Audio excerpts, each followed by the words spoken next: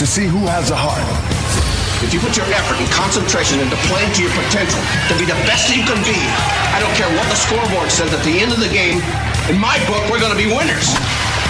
This is your fight. Now go out there and take it. What this college needs is a good football team. And you can't have a good football team unless you have good football players. My boy, I think you've got something there, and I'll wait outside until you clean it up. Welcome to a special edition of Applebee's Tailgate Talk, live on location. Don't go away, Applebee's Tailgate Talk is next.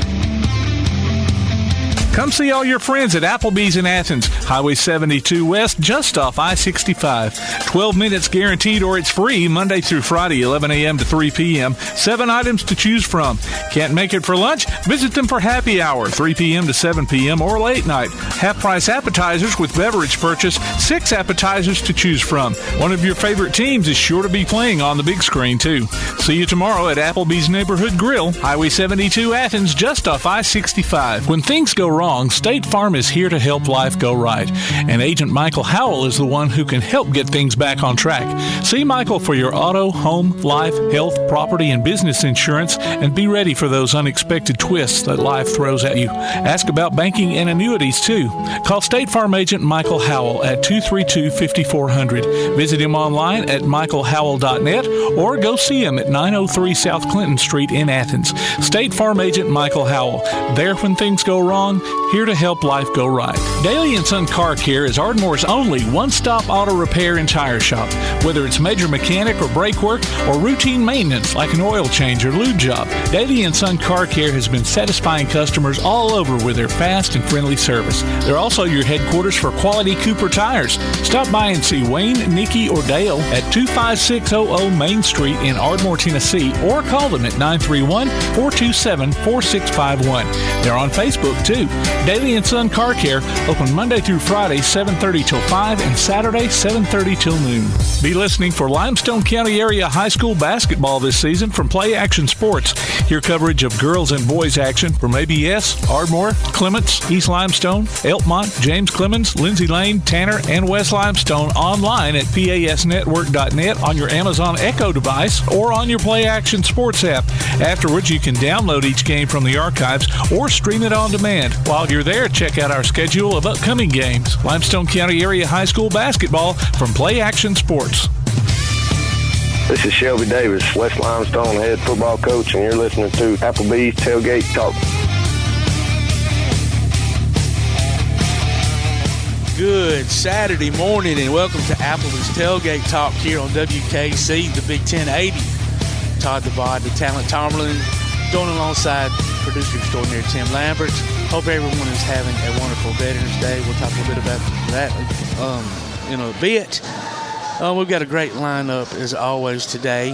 We are actually at Kelly Gymnasium here on the campus of Calhoun Community College for the best boosting engineering science and robotics technology robotics competition. I've never been to one of these things. The setup down here in the bottom of the gym, we're up top, is really cool looking.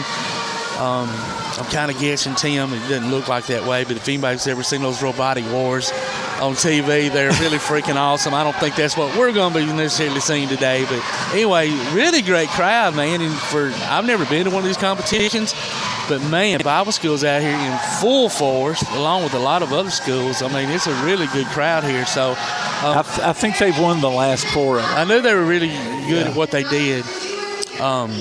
For those who's never been to one, I know Alabama's getting ready to kick off here in a little bit, but if football's not your thing and robotics is, this is definitely the place you need to be. I imagine as the day goes on, the crowds is going to get bigger, better, and even louder, and I don't even know what all schools are participating. We'll be speaking to Lori Rhone, who's over this event later in the show, and she can fill us in on all those great details.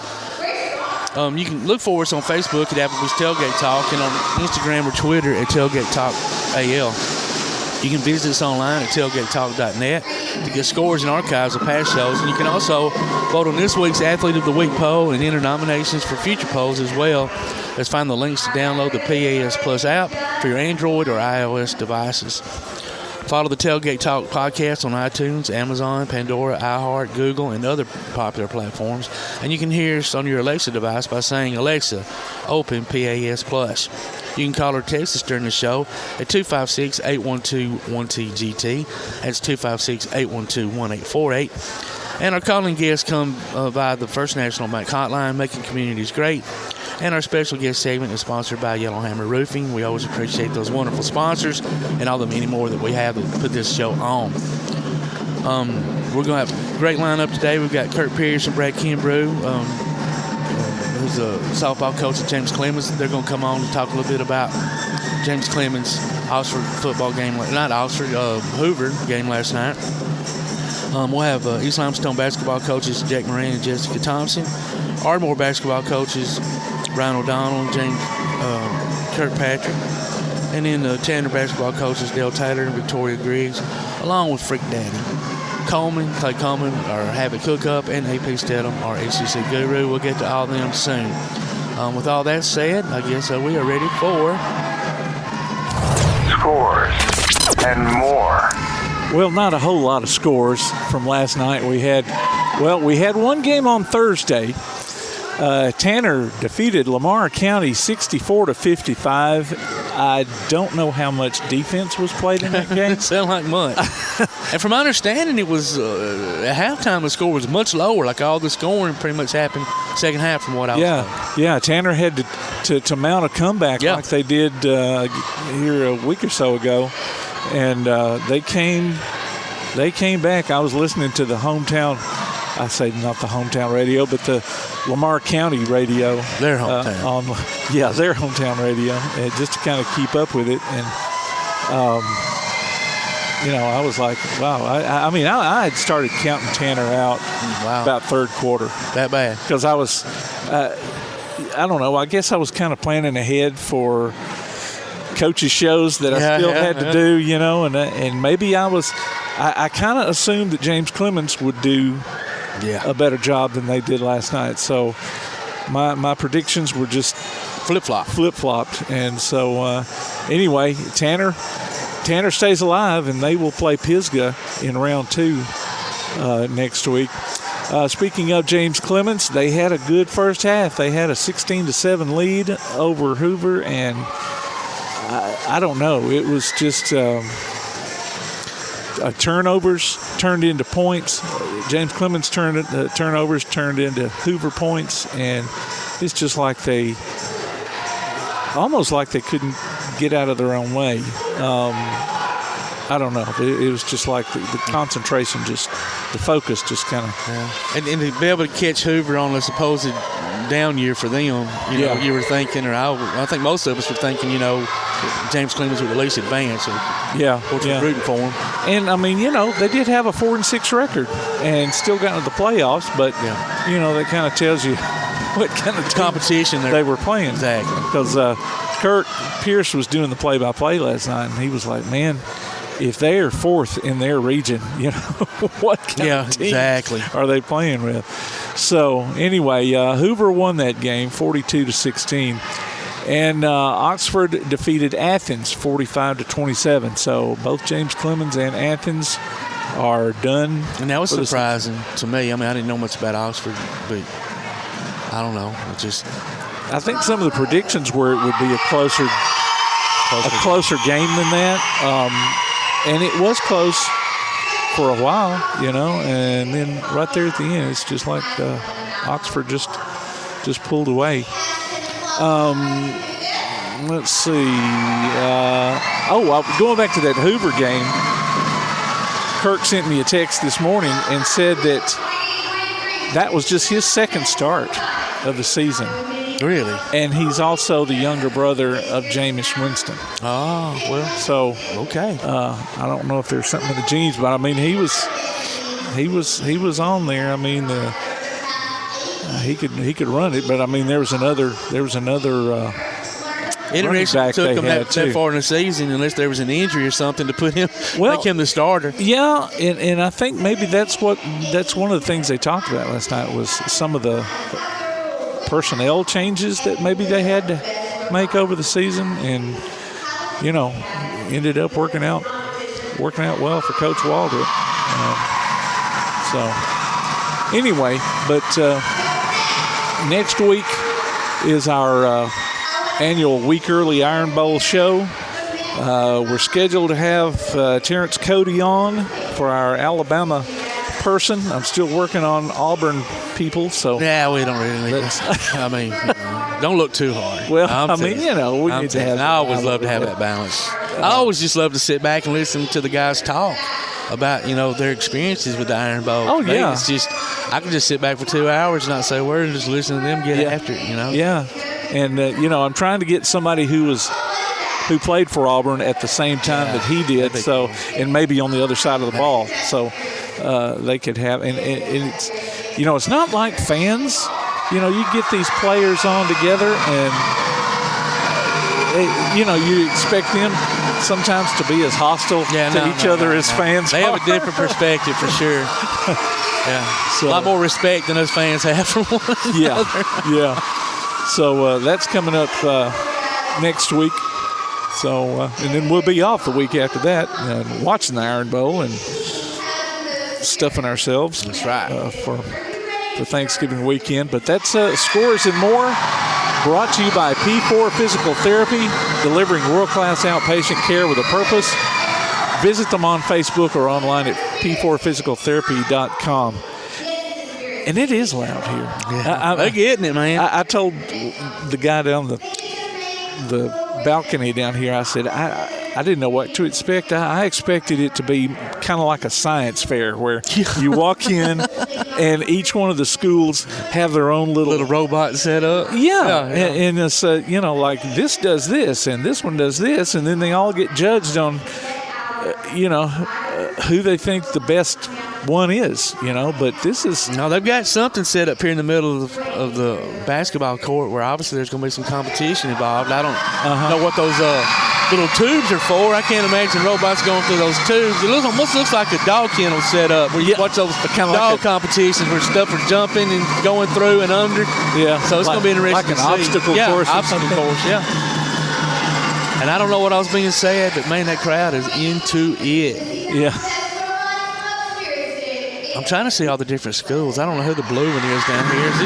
Would this be James Clemens? It's their colors anyway. I don't know. I don't know. Bible school's obviously across the way. You got green. You got white. It looks like there's I don't know if it's Pleasant Valley. It looks like PV on one of the signs, so I don't know.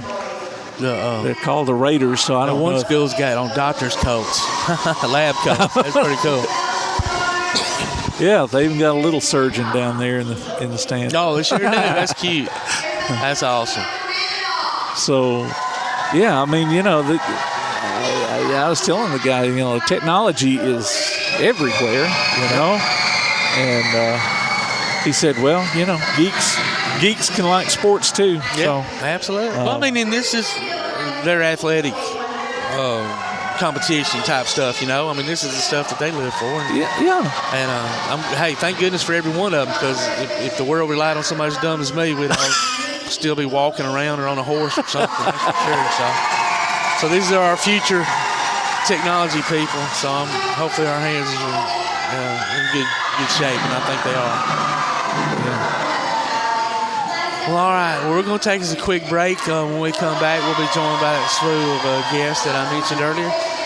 Once again, you're listening to Todd, the talent, Tomerlin, Tim Lambert, producer extraordinaire, and you're listening to Applebee's Tailgate Talk on WKC, the Big 1080.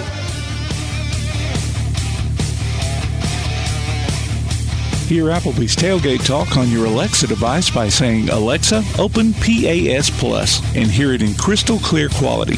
Applebee's Tailgate Talk will be right back.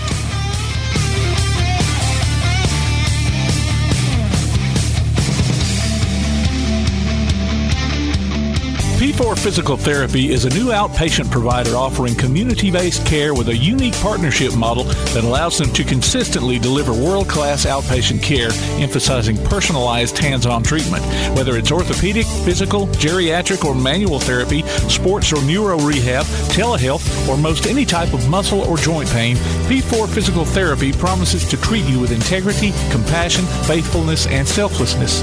Locations in Athens, Huntsville, and Winfield, Alabama, as well as Fayetteville and Knoxville, Tennessee. Look for them on Facebook or online at p4physicaltherapy.com. First National Bank is a name everyone in the community recognizes. We see it in our schools, in our parks, and in our homes. First National Bank is proud to help make our community great. I am First National Bank Student Advisory Board member Elijah Goins from Athens Bible School, and I love to help represent First National Bank in my community. First National Bank, making communities great.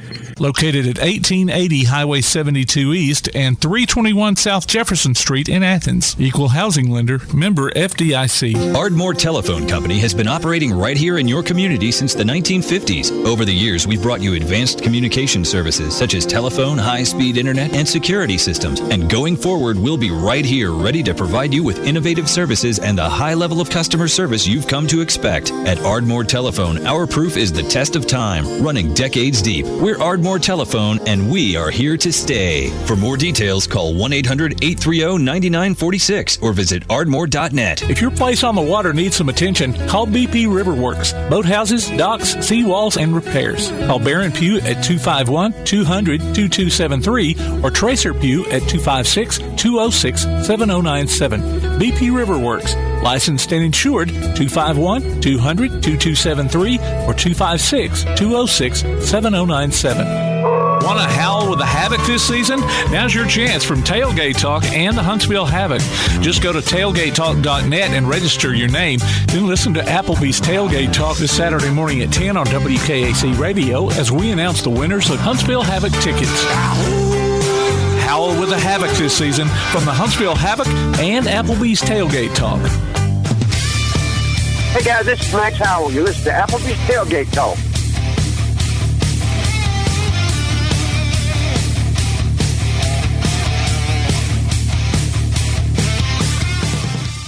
Welcome back to Applebee's Tailgate Talk here on WKAC, the Big 1080. Before I introduce our next guest, we are here at Kelly Gymnasium on the campus of Calhoun College at the Best Robotics, the Boosting Engineering, Science, and Technology competition.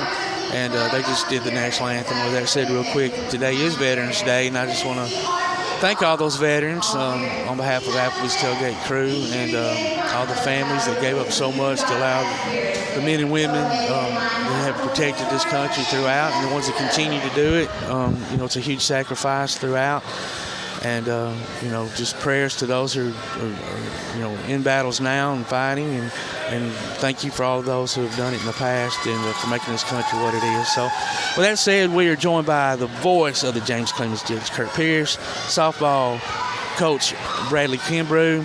Guys, rough game last night against Hoover. We were talking a little bit off air, me and Tim were, and I think, Coach, you might have mentioned, them being the 4th seed, you'd hate to have seen, or it might have been you, Kirk, one of y'all said, you'd hate to have seen who their competition was. So obviously it's a lot stouter competition south of here, isn't it? Yeah. Well, Brad and I talked about this a little bit last night before we went on the air, and the different storylines coming into last night, and when you think about the talent that Birmingham has and their record against North Alabama schools, that's just one of the storylines. Yeah. But it's a big storyline, right, Brad? It's a sad storyline. It's a sad one. Yeah, there were tons of them, in our game. But the disparity there as far as records, wins and losses in the 7A, especially between the North and those Birmingham area schools, is pretty significant gap. It is. I think Kirk threw out there, 4 North Alabama schools are 4-31 since 7A play began, and he was quick to point out that James Clemens has 3 of those 4 wins for North Alabama. So, yeah, as far as 7A playoff wins go, James Clemens is the flagship school. But, Region 3 swept last night in round 1, and that's not the first time nor the second time I don't think the third time that they've done that. So it's really stiff competition down there in Region 3 with Hoover, Vestavia, Spain Park, Thompson, Hewitt, Trustful. I mean, it is tough competition down there. Yeah, it is. I mean, and it's mind-blowing. You know, it's year in, year out. I mean, at least easily the last decade this has been going on. If not, maybe even longer. I don't know. And I don't know what the answer is, but, man, it'd be nice if we could figure it out, y'all. Well, you know, you think about that. I mean, for the longest time, Hoover was kind of the flagship school in that area. And now you've got Hoover, which is still, you know, Coach Waldrop, we talked about this last night. That record, I think there were people down around Hoover that were not very happy with the way Coach Waldrop was going with the direction with Hoover. But I think last night what we were able to see is that record is not indicative of that team. That is a solid team going up against some really tough competition. Every team that they lost to this year were ranked top 10, whether it's in the state of Alabama or the state of Mississippi. So Coach Waldrop had those guys set up just like Coach McGee did this year, I think, for James Clemens. The out-of-conference or in-conference play, the out-of-conference play for Coach Waldrop and Coach McGee this year set them up for you know, the competitions that they were going to be facing throughout the rest of the season in their region. Right. And I think that really played to Coach McGee and the James Clemens Jets' benefits, giving them the opportunity to play against Muscle Shoals and to, you know, Gardendale, you know, all of these teams that they played out of conference or out of region set them up to win the region 4 and head into the playoffs with the number 1 seed. But unfortunately ran into the buzzsaw of Hoover, who plays against Thompson and Vestavia Hills and, you know, Hewitt Trustful, and I could keep going. I mean, you know. I mean, on some levels, some of those schools are almost junior college level, you know, talent. I mean, you know what I mean, from top to bottom. No question. If they went to play some junior colleges across the state line in Mississippi, they would probably hang with them all day long. That's just you know, their speed, their strength, their depth. It's just, you know, it's phenomenal. So you bring up a great point. And even if they're not on the talent level, they're run like junior college football programs. And so you have money and you have resources and you have the ability to do certain things at some of those places that you don't at others. That's true. And you know that's not you know knocking what they do. You know, props to them, but. You know, it creates a competitive advantage that they have and other places don't. That's true. Well, you know, in that hub down there. Yeah, y'all talk a little bit about last night's game and what y'all saw. Well, yeah, Brad's going to have some really good insight on this, but I'll go ahead and throw out 2 things for me. Obviously, the first and the second half played completely different. Hoover came out flat in the first half. I'm just going to say it. And Coach McGee and the Jets had a great game plan. There were 2 things that were momentum shifts, I think, and Coach Brad, you can allude to this. In the first half, we were able to block a punt in the end zone. Bryson Dowdell got us a safety on a block punt in the end zone. That was a huge momentum shift for James Clemens, and they owned the first half. Then they come out in the second half, and they drive the field in under a little over 2 minutes to score, to put them within a touchdown of taking the lead or a couple of points from taking the lead. But then all of a sudden, the ensuing kickoff, Trey Sanders, their huge linebacker that's come on strong for Hoover, nobody wanted to cover the ball, and he picked it up and ran it down, and then Hoover scores again. Those 2 right there, I would say, were the momentum shifts for both teams. First half, unfortunately for us, that's Hoover's momentum shift, and they took over from there. Yeah, that was a backbreaker. And that's the second time that's happened on a kickoff like that this year, is it not? Yeah, exactly. Yeah, Muscle Shoals, that happened too. Go ahead, Brad. No, I agree. Those 2 particular plays, big momentum shift or killers, you know, one or the other. And, you know, we had 2 weeks, as did Hoover, being off that last week of the regular season to prepare. So I was really proud of Coach Truitt, our offensive coordinator, who came out and in the first half, he showed Hoover something they were totally not ready for. Nobody was ready for. And I thought his game plan was really creative and innovative and using what we had as far as personnel. to do something new, and it kept Hoover really off balance as far as teaming against us. So we were able to put some points on the board and keep some drives together because they just were not prepared for what we were doing offensively. Our defense was absolutely dominant in the first half. I mean, you could not have asked for a better performance out of our defensive guys last night. That was incredible. You know, we're a fumble away from pitching a shutout in the first half. Wow. So it's, you know, that's huge when you look at the personnel that Hoover has. But, yeah, second half, Hoover comes out with major adjustments, and we just didn't have an answer for it. You know, it's a completely different team. I mean, Hoover was they threw in their passing yardage in the first half was in the negatives. And and the person that was at quarterback, and this was something that this was not a storyline that we knew last night going in, but this quarterback, Winston, in his second start, that's Jameis Winston's younger brother. And we weren't expecting him to start last night, and then he comes in the second half and he goes crazy. I mean, he ran for 1 touchdown in the second half and threw for 2 more. Wow. So, and let me tell you, he threw a strike on a slant in the second half. That was a bullet. And I bet Brad and I kind of both looked at each other and went, uh-oh. You know, Brad even kind of knew. He said they've been trying to do that all night, and it hasn't been there, and now they figured it out. So. And that's all it took, yeah. And Tim had mentioned off air that, Jameis Winston's younger brother had come into the game. And so do y'all know by chance if it just took them that long to realize he should be the starter this late in the year, or was there some injury in front of him, or do y'all have any idea how that came about? You know, they're different kids at quarterback when you look at the first 4 or 5 games of the year. And then there was times that they would go to kind of a wildcat look and try some different things with a different quarterback. And I think their intent early on was to have a different offensive identity and to do different things. And just over time, I think they looked at it and just finally decided, okay, you know, you don't want to abandon something after week 1. You know, you don't want to give up on personnel week 2. You don't want to scrap everything and go back to the drawing board when it doesn't work week 3, week 4, you know. And I will say this. Sure, there's a lot of people that look at Hoover this year and they go, wow, Hoover, 4-6, goodness gracious.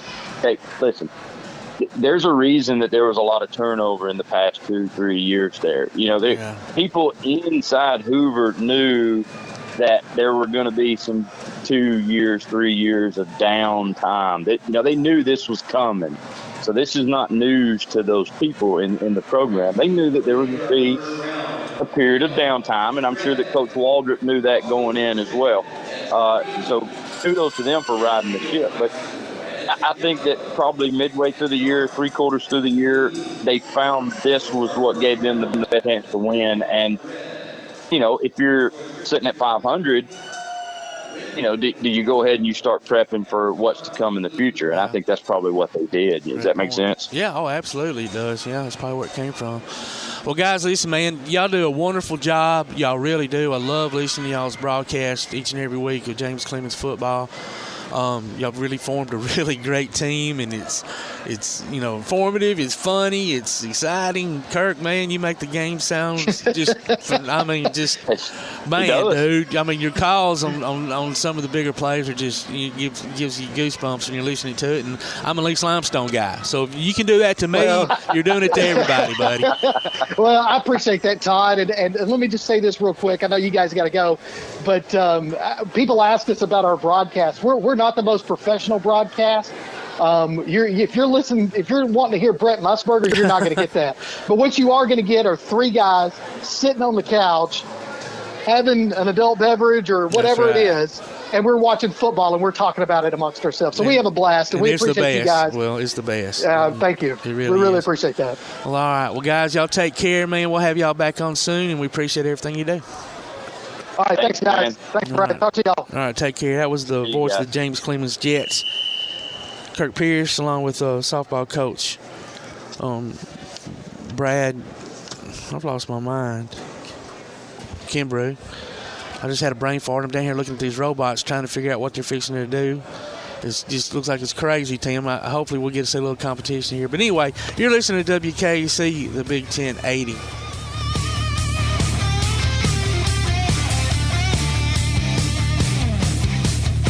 Congratulations to Tanner's Tylen Hall, our Applebee's Neighborhood Athlete of the Week, and winner of a gift card from the Athens Applebee's and a Tailgate Talk t-shirt from that shirt printing place. Go to tailgatetalk.net and enter nominations for future polls. Applebee's Tailgate Talk will be right back. When you're looking for something special for your next event, why not bring in the most amazingly fine flavored shaved ice this side of the islands, Kona Ice of Decatur and Athens. Whether it's a school or major sporting event, a picnic, or a festival, Kona Ice brings the fun and laughter. From their steel drum music to their signature flavor wave, where guests can flavor their own shaved ice. No event is too big or too small. Kona Ice makes fundraising easy too. Call Kona Ice today and tell them what you have in mind. 256-566-5298. Or look for them on your favorite social media platform. Kona Ice of Decatur in Athens. 256-566-5298. Limestone Drug, located on the square in downtown Athens, is your local Health Mart pharmacy. As your local Health Mart pharmacy, Limestone Drug is locally owned and has a personal commitment to the community. Limestone Drug honors prescription drug plans, including Medicare. They accept flex spending cards and fill prescriptions in minutes, not hours. Limestone Drug knows there's nothing more important than your family's well-being. So shop Limestone Drug at 200 West Market Street in Athens. Your local Health Mart pharmacy. Limestone Drug, caring for you and about you. Your roof is the first line of defense for your home. Do you have water stains on your ceiling? Paint peeling off your walls? Shingles missing? It's probably time for you to get your free roof inspection. Locally owned and operated, licensed and insured, Yellowhammer Roofing is the Yellowhammer State hometown team. Yellowhammer Roofing. Let our family protect what's most important to you, your family. 256-232-1933 or online at yellowhammerroofing.com. Davis & Cole LLP in Athens has served the area assisting individuals and businesses with bookkeeping, tax preparation and filing, and routine accounting. Davis & Cole LLP, located at 105 South Marion Street, open weekdays 9 to 5. Call 256-232-9994. Davis & Cole LLP. PASnetwork.net. It's now your gateway to the Play Action Sports Network. Whether it's Play Action Sports coverage of school, youth, and amateur sports from Athens and Limestone County, or Calhoun basketball, James Clemens sports, and Applebee's Tailgate Talk via PAS Plus. PASnetwork.net. Follow the links to download apps to hear live streams and podcasts, enable Alexa skills, or listen live on your computer. Covering Athens and Limestone County area sports, PASnetwork.net. Hi, this is Chris Good, formerly of the Alabama Crimson Tide and Indianapolis Colts, and you're listening to Applebee's Tailgate Talk. Welcome back to Applebee's Tailgate Talk here on WKC, the Big 1080. We're here at Keller Gymnasium on campus of Calhoun College, being joined by, we're at a robotics competition, the best boosting engineering, science, robotics, and technology competition. And joining us on the phone are East Limestone head coaches, the boys coach Jake Moran, the girls coach Jessica Thompson. Coaches, how are y'all this morning? Good. How about you? We're doing all right. Yeah, doing well. So, real quick, I'll cover the area for those that are listening. Y'all are Area 5, or 5A, Area 16, Madison Academy and Ardmore. Is that the two teams this year, correct? Yes. Okay, very good. Now, I tried to find where y'all had played some games this year, but I didn't see where either y'all have tipped off yet. Is that right or no? Well, the girls we played this past week on Tuesday, we actually played at Huntsville High School. Oh, okay. How'd y'all do? Came out with about a 16, 17-point win. Nice. Jumped out on them, hit up 6-7 threes, and they just played really well together. And hey, it was a fun game to be a part of. Well, it sounds like it. 6 or 7 threes. That's a pretty nice way to start out a season. That's a yeah. We were, got a lot of young kids. We only have two starters returning from last year, so got a lot of kids that have never played varsity basketball before. But hey, they got out there, they played hard. Didn't give up, diving on the floor for loose balls, attacking the gap. So hopefully we'll have that continue throughout the season. Yeah. So having only those 2 returning starters, are you sticking with what you do and how you do it, or have you had to adjust a little bit to what you've got on the court? We've had to adjust a little bit. I mean, obviously coming from last year's team, we had a lot of size. Yeah. This year, we're not as big as we were. We are a little bit quicker, a little bit more athletic position to position. So just, had to make some adjustments defensively, offensively as well. So I think, as a high school coach, sometimes you don't have the luxury of, sticking with one game plan or one defensive style. You have some staples in there, but we have to adjust to the kids that we have on the court. And it's going to be a learning experience this year. But so far, I was pleased with how they handled Tuesday and didn't get too rattled in a big environment. You go and play at a 7A high school. There's a lot of people there. It was very loud. But I was pleased with just their overall effort and just attention during the game. Yeah, no doubt, big deal. Coach Moran, what about you, bud? Y'all haven't tipped off the season yet, have you? We start this week. We start Tuesday at Elkmont, and then Friday we go to Athens. Oh, wow, that's the way to start it out, isn't it? Yes, sir. So should be a good week, good first week. Guys are excited, ready to play. We've been practicing for a while now, so it's ready to tip it off. I don't get on Facebook very much. I just happened to pop on there last night, and I happened to see where, I guess on y'all's East Limestone basketball page, each day y'all are putting up a player, or introducing the team. I like that. That's pretty cool. That's pretty cool. Get the guys, out there where folks can see them and who they're going to be coming to watch play. Talk about some of the guys you've got coming back. This year we'll return our guys that we started pretty much the whole season last year. We return all 5 starters. Nice.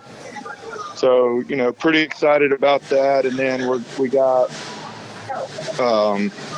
we only had 3 seniors last year. So we returned a lot of guys with playing experience. Our leading scorers last year were Zach Kane and Chandler Moore. They're back. We'll play, we got 12 guys on varsity, and, we'll pretty much play all 12 guys. Okay. So pretty deep this year, pretty experienced, so excited about that, ready to get going. Our starters, first couple of games will be different. We got a couple guys that got banged up in football, but once everybody gets good to go in the next few weeks, we'll be trying to get things rolling. Well, good deal. And what about as far as kids coming up? Have you pulled any younger guys up, or just maybe some of the kids coming up from the middle school? Are there any of those guys going to be able to help more so than others? No. As far as varsity goes, we pulled up a few guys that played JV for us last year. Charles Burgess, Charlie Eastlick, Ricky Spates. Those 3 guys we pulled up from JV last year. And then the rest was the guys that played varsity last year. So, like I said, we got a lot of guys back from last year, so we'll be more experienced team. We'll be better. We're going to play a lot faster this year, just because we have a better understanding, had a great off season with these guys. So, no, it won't be much of a different team than it was last year with the guys that you see and hear from. Yeah. Now, what about how practice is going? I'm sure at this point the guys are ready to get out there and take some of that aggression out on somebody else other than each other inside of practice, huh? Yeah, it's been pretty good. We've had some really good days of practice, and like you said, we were talking about it the other day at practice with the coaches. We were like, man, they're just tired of beating up on each other. They're ready to, go and take out some aggression and just go and have fun and get on the court, playing against somebody else other than ourselves. So, but can't complain. Our energy levels have been really good in practice. Effort's been there, so just excited and ready to get started. Good deal. Speaking with East Limestone head coach Jake Moran and girls basketball coach Jessica Thompson. Coach Thompson, are y'all going to be in any Thanksgiving, Christmas tournaments, anything like that coming up? Yeah, we are going down to Gunnersville and playing at the facility, the Supreme Court Center, just to give us a chance to match up with some teams that we normally don't see during the season.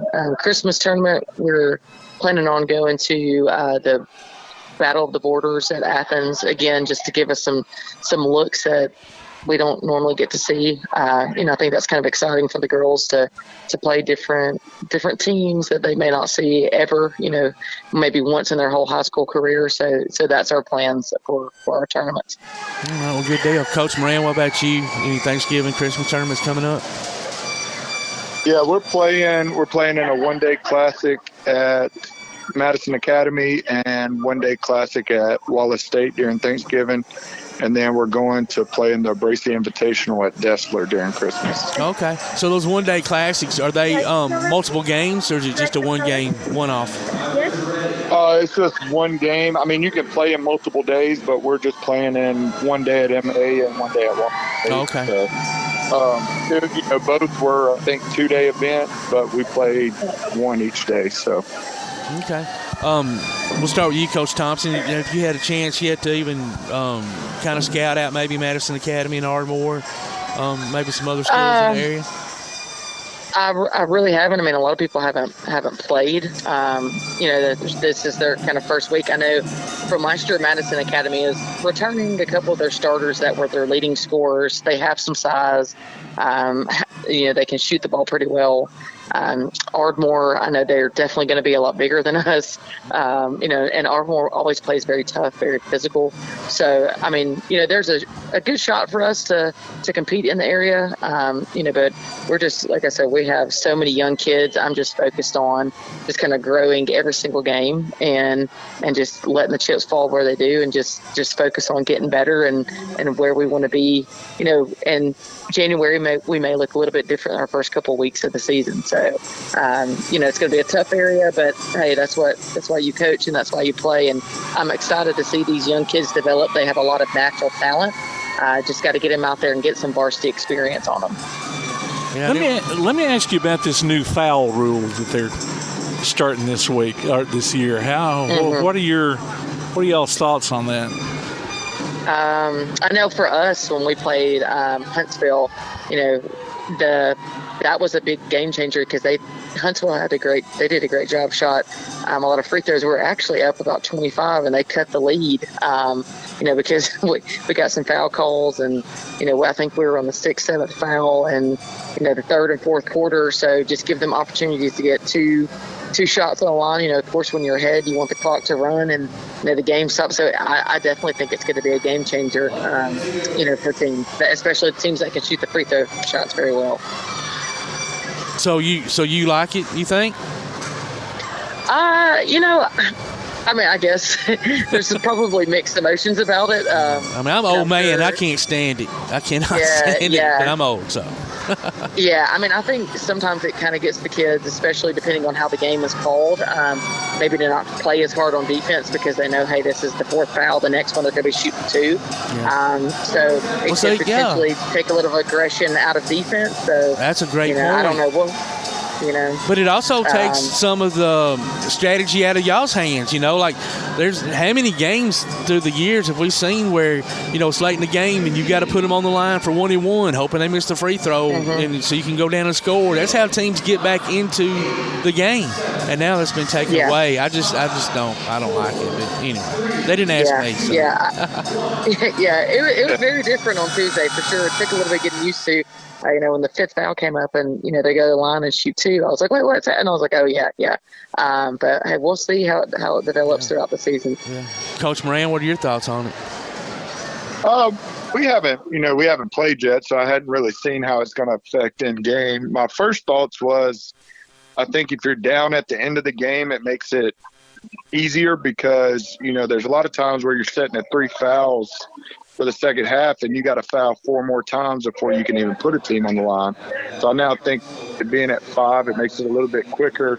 And also, if you're winning a game and now you're getting 2 free throws instead of 1-and-1, so you hope that even if they miss the first one, they get a chance at making a second one. So you're at least coming away with 1 point. So I think it's going to be different, but I think it could be. I guess however you look at it, whether you're losing or winning, it could be better for you either way. Yeah, it's going to be interesting. Yeah, it depends on how it benefits you. You're right. There are times where, a team may only have 2 or 3 fouls, and then all of a sudden, you're needing to stop the clock and put people on the line. You're having to do a lot of quick, silly fouls just to get up to put them in the bonus. And I will say, no reflection on either one of y'all's teams, but no better than the free throw shooting is in high school basketball the last few years. It may not be that big a deal. If they can't hit the first one, they probably ain't going to hit the second one. So, who knows? I don't know. Depends on who's at the line, I know. But anyway. Yeah. Well, we're looking forward to both y'all seasons tipping off. We'll certainly have y'all back on here a lot more during the year, and of course, be rooting for y'all. And so once again, both y'all got Elkmont next week, correct? Yes. Yeah, Elkmont and Athens. Okay, Elkmont and Athens, right? Very good. All right. Well, thank y'all so much for joining us. We appreciate your time, and we'll be talking to you soon. Yeah, thanks for having us. On. All right. That was the head basketball coaches of East Limestone. Boys coach Jake Moran, girls coach Jessica Thompson. We appreciate them joining us as always. We're going to take us a quick break. And you're listening to Applebee's Tailgate Talk on WKC, the Big 1080.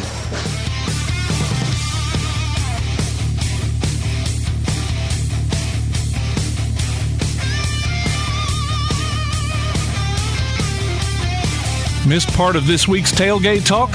Go online to tailgatetalk.net and hear the archives. Call or text us with your comments during the show at 256-812-1848. We'll be back with more Applebee's Tailgate Talk on WKAC.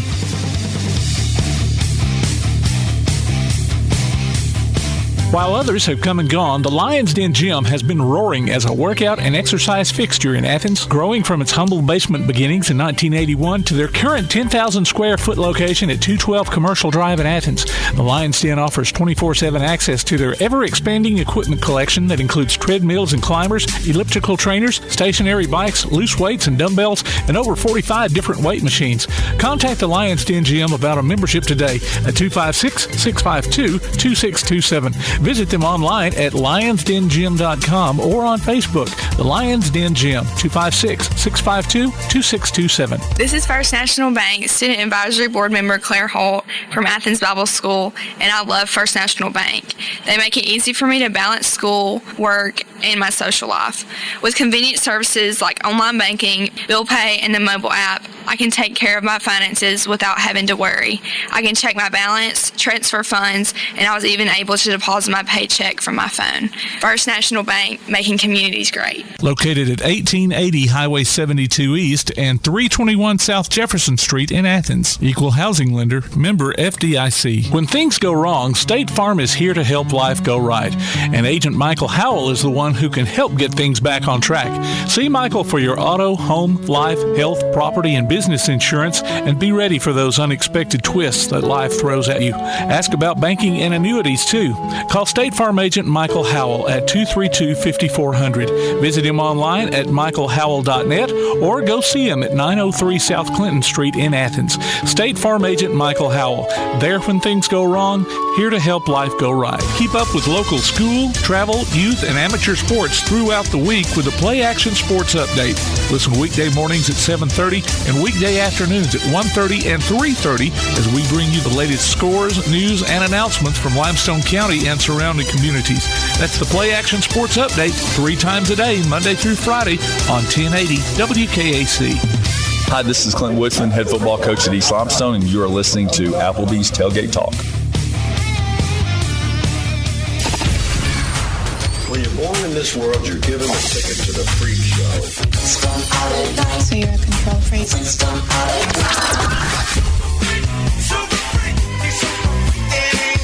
just a freak show anyway.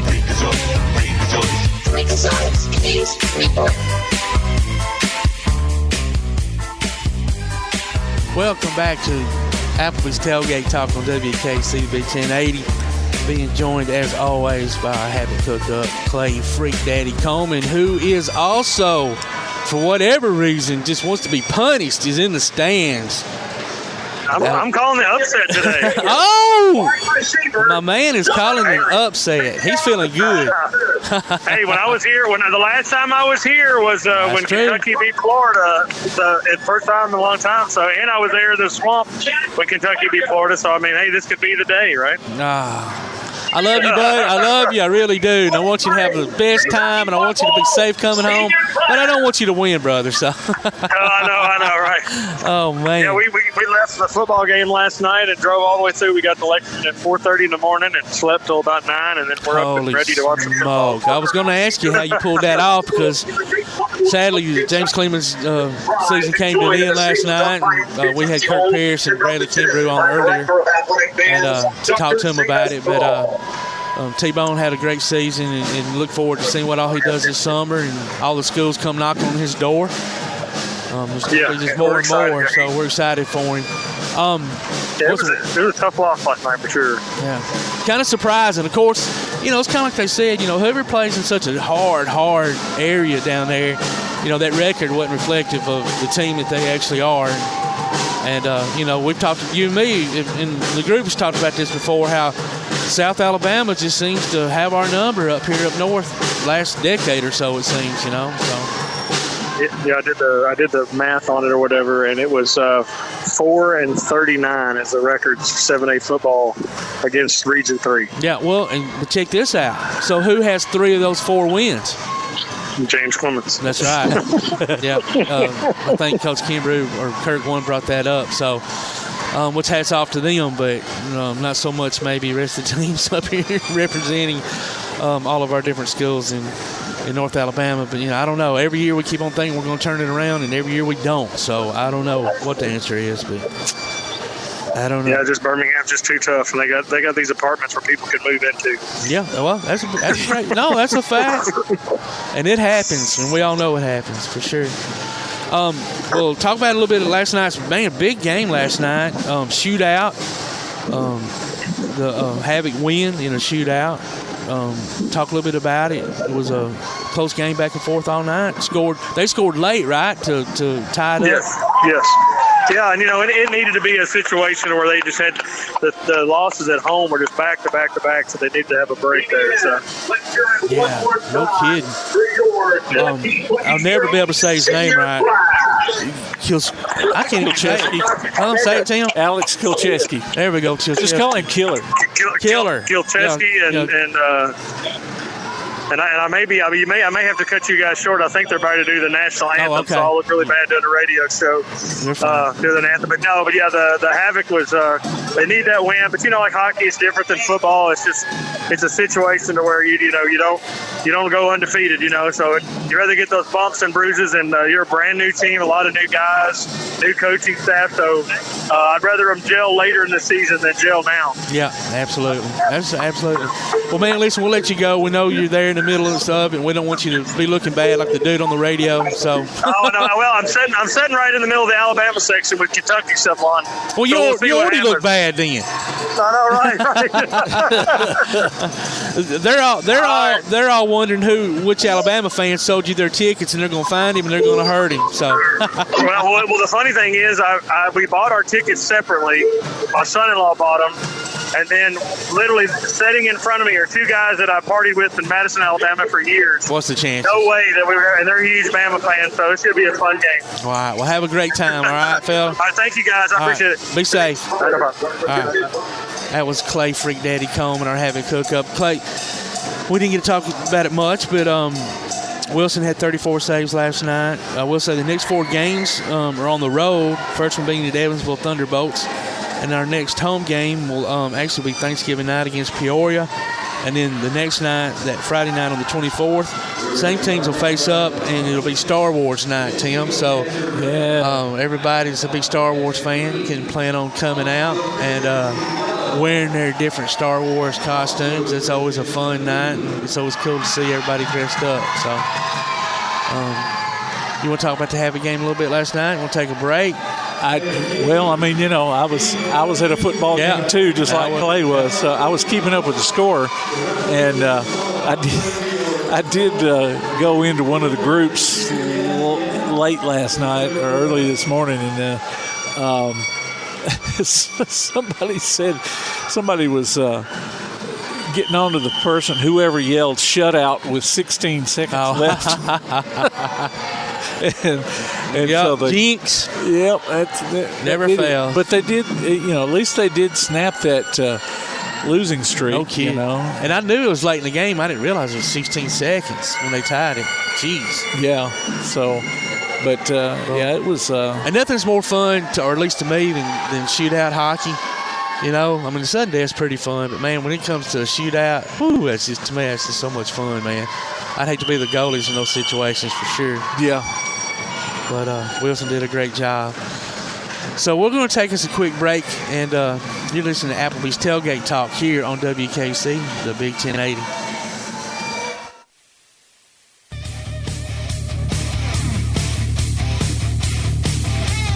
Congratulations to Miles Boone, Ashley Russell, Johnny Brink, Kaylee Harper, Andy Pilot, and Rachel Arnold. This week's Howl with the Havoc winners. They each pick up tickets to see the Huntsville Havoc in action this season. Go to tailgatetalk.net and enter your name, and you may be our next winner. Tailgate Talk will be right back.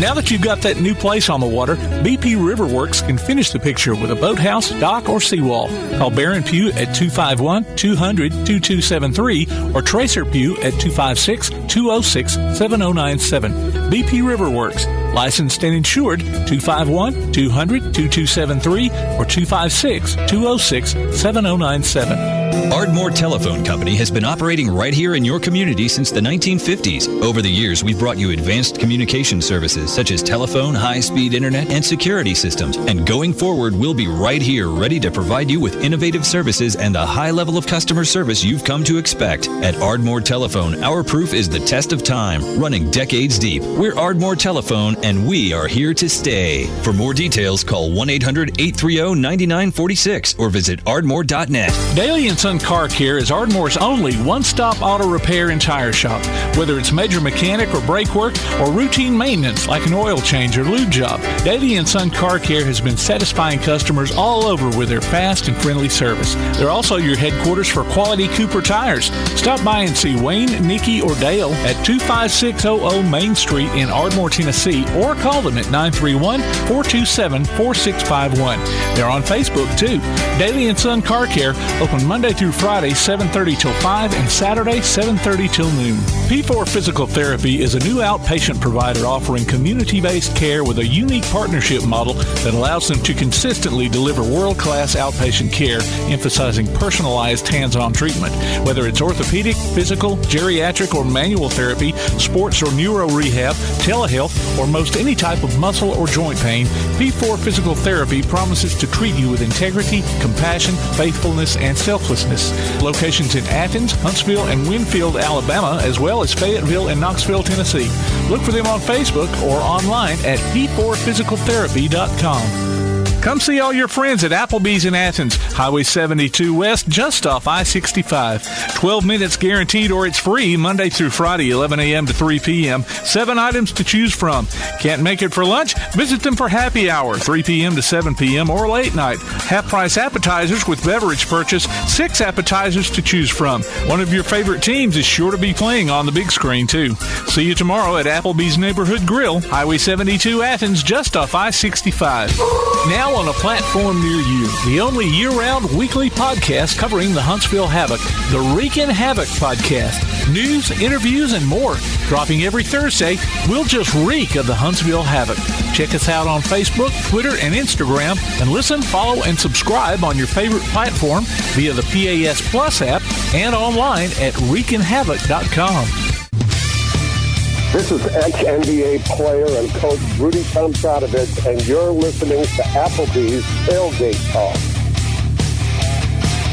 Welcome back to Applebee's Tailgate Talk. Todd Devard, the talent Tomberlin, along with producer extraordinaire Tim Lambert, here at Calhoun Community College at BEST, the Boosting Engineering, Science, Robotics, and Technology competition. And we are joined by the director, I guess, for lack of a better word, of this competition, Lori Rhone. Lori, thank you so much for having us here, inviting us. Tim and I have neither been to one of these. Yeah. Wow. Thank you for being here. It's a lot of energy in this room. A lot of energy. Yes. Being we're a sports show. Yeah. This is a sporting event. Absolutely. People don't realize how it is. Yeah. It has that same energy.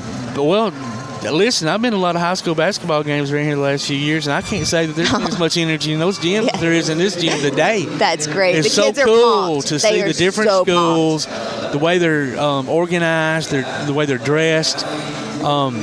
Now, I'm not going to lie to you. I was hoping it was going to be BattleBots. Yes, everybody says that. And I've even wanted to plan a camp for these kids so that we could have a BattleBots moment, because that is what they all actually kind of want. But no, this is so much more. Well, exactly. I mean, you're sitting here looking at the obstacle course, and I even said earlier, thank God for the youth or anybody on the intelligence level of these young people. Oh, yes. If it was still left up to me, we'd still be riding horses. Yes, so, absolutely. What these kids are able to do with just what, it's hard to see what all the materials are from up here, but it looks like just wood, fiberglass, rubber, plastic, and steel or something. Yes. And then obviously a motor, but it's amazing. So what we do, these kids don't pay anything to be here. There's no fee. They don't have to buy any of their supplies. Wow. When they come for kickoff, we give them all this material. We have sponsors, we have grants, we have supporters. Awesome. So that's where all of this comes from. They pick up a kit of consumable items, and they pick up a kit of returnable items. They use those items over 8 weeks. They build their robot so they don't have to actually invest anything in it, so that it makes it a lot more accessible for schools who aren't able to participate in some of the other programs. I'm sure there are a lot are. Yes. In more rural areas. But, yes. I mean, you're looking down here, and I'm glad you said that, because I noticed that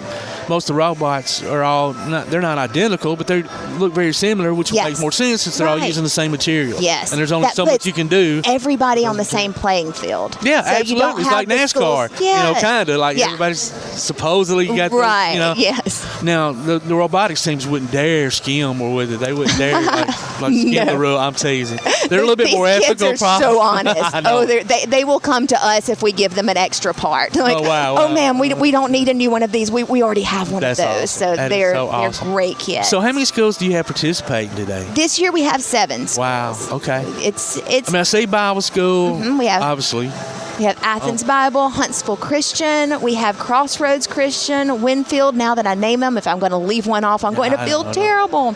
Let's see who else is out there. Athens Bible, Crossroads. I have a list for you. Who's in the doctor's lab coats? I believe that is Dark. So Decatur Austin Robotics Coalition. Decatur and Austin team up for this event. Oh, okay. So usually those two schools are competing schools. Yeah, that wouldn't happen on the football field or basketball court or baseball field. Yeah. No, absolutely not. That's cool that they can. So they share a workspace. They all work together. They're a fantastic team. So how did you get into this?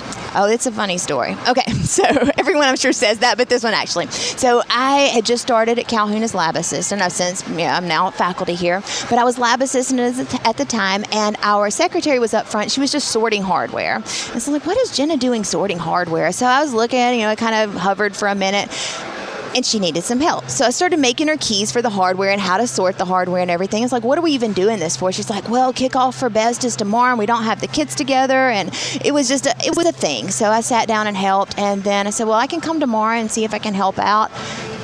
It turns out we needed someone really bad to fill that role. So I was up on the mic. 2 days later, I was co-director of the hub. Wow, so that is a funny story. It kind of was a very downhill slide, but here we are, and it's been fantastic. I walked into it knowing absolutely nothing about the competition, learned a lot from the teams, figured things out, and we've really pulled it together. Well, then we have here today. I wish people, this is radio, obviously you can't see it, but it is so well organized. When you're on the outside looking in, you think, wow, this is wonderful. Must have been a piece of cake. Obviously not. There's so much going on in the behind the scenes. I want to make it like, the duck feet, like people talk about with like the little feet movement. Yes, that's the goal. There we go. But it's all the volunteers and the supporters. They've done fantastic. And the great thing is we have them coming back year after year. Those same volunteers come back so that we have those leadership roles. And every year it gets a little easier because we're not training every year anymore. So that's been really helpful. It does make it much easier. Well, obviously they all fell in love with it like you as well. So and rightfully so. This is just the way it's laid out. Now, so getting back to the competition, obviously it's like an obstacle course type thing. And I saw the robots had certain tasks, I guess they're having to do.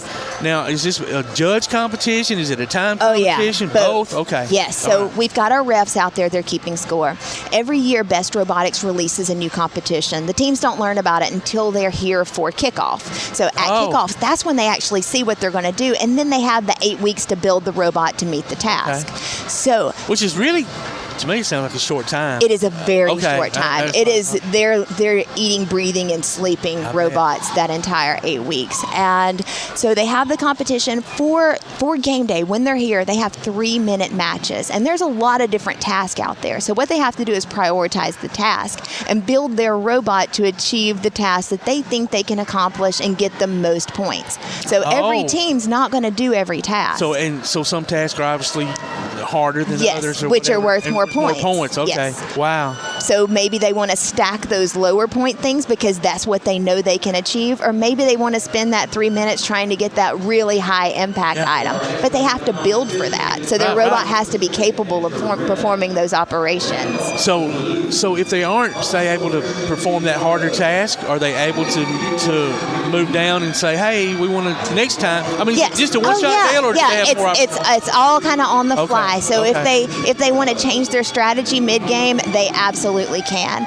They have to come up with their drivers before the event, so the order of the drivers is set before we even start. So we know exactly who's going when. They can't change that, but what their drivers are doing, completely up to the driver. Now, I noticed that you got those 3 little tunnels, I don't know, for lack of a better word. Those are arteries. Okay, arteries. Okay, I did hear him talking about that earlier, but it's hard to hear. They may look like cardboard tunnels, but they're arteries. So the arteries, I noticed that most of the teams were going for that first, but there was somebody on the backside telling the driver where to turn or where to. So they can use their spotter. Every driver has a spotter, so their surgical assistant. Their surgical assistant is on the other side and saying, left, right, up, down, getting them into position. And if they go for those blind tasks, the tasks that the driver can't see, they get more points for those. So those are more challenging. So on that backside, since we can't see the backside of what the robot's doing, what tasks are they trying to perform in that artery? Are they trying to put something in there? There's something out? There's plaque in that artery. May look like little wooden blocks, but no, it is definitely plaque. So they have surgical tools. They scrape that plaque out of there, and the plaque has to fall on the robot and then get to the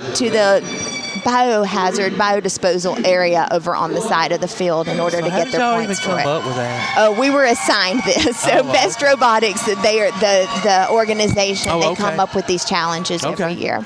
So they let us know what we're going to do. We go to a prototype weekend every year in the spring. We learn about the challenge. We ask questions. We give feedback. Everybody looks at it so that we can kind of get as much perspective on it as possible. All the hub directors do.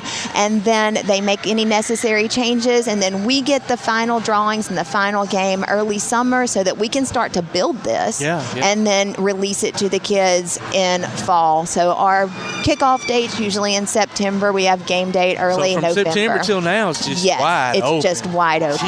Then once they finish here, our top 4 teams, so they're competing for the best award. That's the overall award, where they have engineering notebook, marketing presentations, they have team exhibits and interviews, spirit and sportsmanship. That is awesome. And so they have. So there's so much more than just what they're doing out here on the So they floor. don't even have to be really robotics kids. They don't have to enjoy the engineering, because not everyone does. Well, I mean, that's what makes a great team, right? Yes. You've got the marketing person, you've got the engineering person, you've got the whatever. I mean, that is awesome. So the actual head-to-head competition, just a small component in the best award. Then we have just the robot competition. So 2 teams, the first and second place for best award, and the first, second place for the robot competition, they get to go to the championships. So South's Best Championship is going to be held at UNA this year. First time UNA is hosting it, so we're really excited about that, especially being a little bit closer. Yeah, it was at Auburn before. Okay. So we'll be over there, and that's December 2nd at UNA. Well, that's exciting stuff. It is. Now, so we got a robot out there now. I haven't seen anybody jump into the middle of that obstacle course. That is is a tough challenging. deal? Okay. Yes. It looks like it would be from here because it's so tight. Yes. So what that is the heart. So the way that this is set up, it's like a body. This is surgeries that are happening in here, robotic surgeries. That heart in the middle has some bad valves. So the heart, the robot has to go into the actual heart. So they're going into the atrium and going in there to replace that faulty heart valve. So the robot has to lift that valve up, dispose of it, get the new valve, and then implant that valve into its place. So I'm not surprised that we're not getting a lot of activity in the heart. It looks like we've got somebody's kind of, and I was just looking at it. You would think that one robot would go in there and just do whatever, but you got 4 robots in here, and not only do they have to get where they're going, they're might run into each other down there too. Yes. They gotta.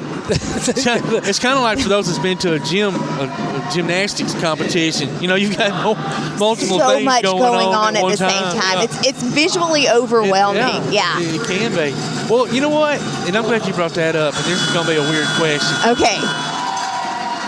But being as a lot of young people that go into robotics may very well be, how can I word this politically? Okay. I don't know. My son's got autism. He's on the spectrum. Yes. A lot of people on the spectrum probably love this kind of stuff. Absolutely. If you go down and start speaking with the students, you will definitely see that population represented here. Yes. But at the same time, wow, it's over. Yeah. Yes. I mean, it's just overwhelming. A lot of them are wearing those stimulus, soundproof headphones right now, so that helps them. And most of them have done this before, so they know that what they're in for. They know, if they need to take breaks, they can absolutely take breaks. But yeah, there's a lot of variety of kids out there right now, for sure. Well, you've done an absolutely phenomenal job. I appreciate that. Me and Tim had no idea what to expect, and we're blown away, I think. I told the guy down there, I said, I expected to walk in and it'd be like a big science fair, where yes. they each had a booth, demonstrating what their robots could do. So how many? They put 3 minutes up here on the 3 minutes scoreboard here. Oh, okay. How many times does each team get to?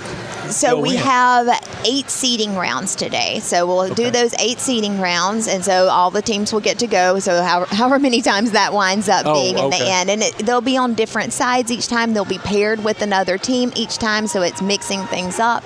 And then once this is over, we'll have our wild card, our semifinals, and then our finals at the very end, hoping to wrap up around 4:30 for the awards.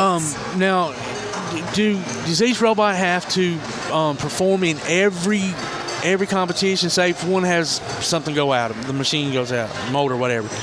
It would be a forfeited match.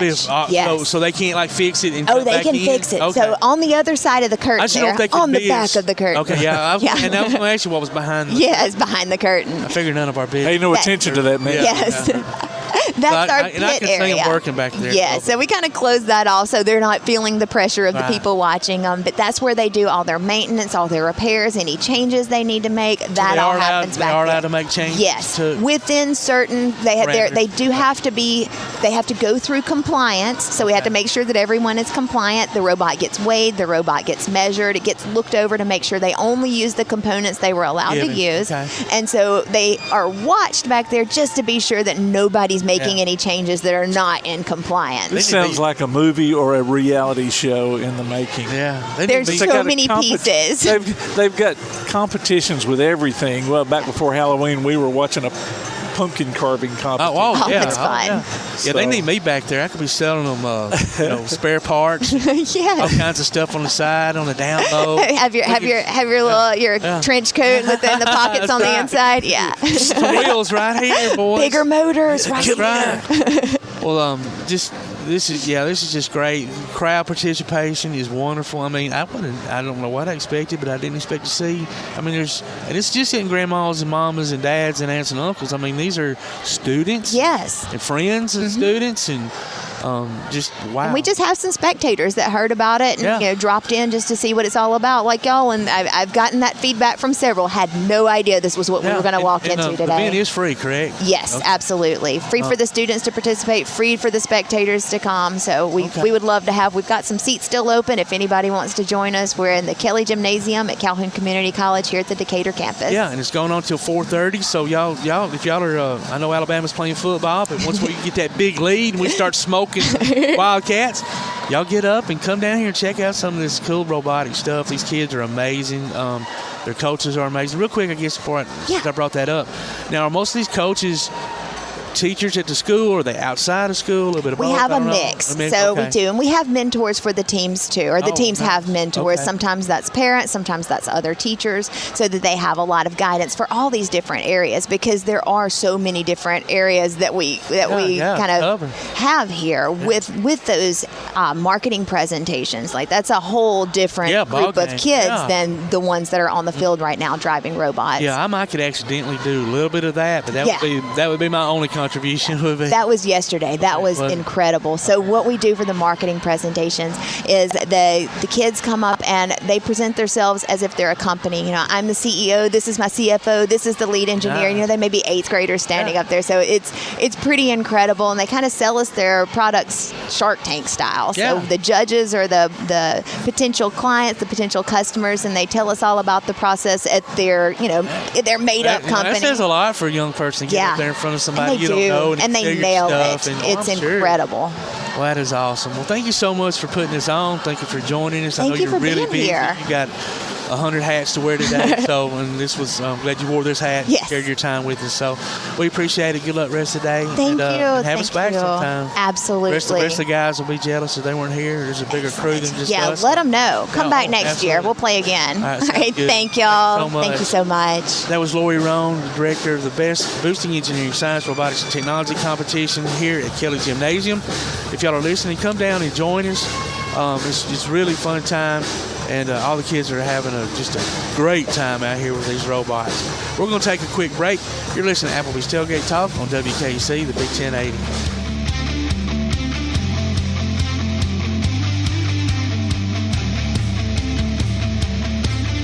You can help Limestone County student-athletes by donating to the Bama Zach Memorial Scholarship. Send it in care of Garth Garris, 13833 Pinnacle Drive, Athens, Alabama, 35613, or make it in person at First State Bank of the South at 1319 Highway 72 East in Athens. We'll be back with Tailgate Talk after this. Your roof is the first line of defense for your home. Do you have water stains on your ceiling, paint peeling off your walls, shingles missing? It's probably time for you to get your free roof inspection. Locally owned and operated, licensed, and insured, Yellowhammer Roofing is the Yellowhammer State hometown team. Yellowhammer Roofing. Let our family protect what's most important to you, your family. 256-232-1933 or online at yellowhammerroofing.com. Limestone Drug, located on the square in downtown Athens, is your local Health Mart pharmacy. As your local Health Mart pharmacy, Limestone Drug is locally owned and has a personal commitment to the community. Limestone Drug honors prescription drug plans, including Medicare. They accept flex spending cards and fill prescriptions in minutes, not hours. Limestone Drug knows there's nothing more important than your family's well-being. So shop Limestone Drug at 200 West Market Street in Athens, your local Health Mart pharmacy. Limestone Drug, caring for you and about you. If your place on the water needs some attention, call BP Riverworks. Boathouses, docks, seawalls, and repairs. Call Barron Pugh at 251-200-2273 or Tracer Pugh at 256-206-7097. BP Riverworks. Licensed and insured, 251-200-2273 or 256-206-7097.